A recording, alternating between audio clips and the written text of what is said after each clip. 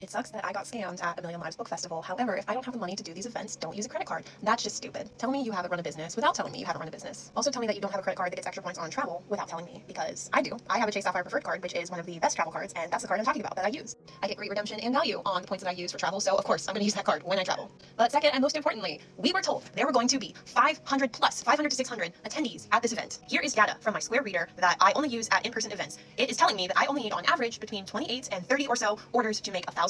If the numbers were actually true as to what we were told, spoiler, we were lied to, that 500 people were going to be at this event, it stands to reason that it was not at all unreasonable of me to expect that I would be able to rather easily make back my expenses, which I might add were not that high for an author to spend at an event. I had 3 nights in a hotel that came out to, with tax and fees and everything, around $700 to $800. I don't remember the exact figure, but it was around there. The rest of that $1,000 was food and gas, because I was within driving distance of this event, so I did not have to fly, I did not have to ship books. Those are 2 very common things that happen when authors go to events, and it is very expensive to ship books to an event, but how else are we supposed to get them there if we don't live within driving distance? So I am actually on the quite conservative end when it comes to my expenses for that event, and at a 500-person event, if I had sold books to 30 people, which would have easily happened considering that presumably all 500 of those people were book lovers of some sort, I'm quite certain that at least 30 people would have been interested enough to buy, I would have been totally fine. We still don't know the exact number of attendees because she won't tell us, probably because the numbers are worse than what we're guessing, but on the generous end, we are guessing anywhere from 80 to 120 people actually showed up. The vast majority of the sales that I did actually make at the event, which were barely enough to cover my table fee as well as tolls that we took to get there, was because other authors and vendors were so bored that we were walking around and buying each other's books. So I really don't think it was that stupid of me to put my expenses on a travel credit card, reasonably expecting that I would be able to make those expenses back. Was I expecting a profit? No, because it's not very common to make actual profit off of these events. The best you can generally hope to do is make your money back.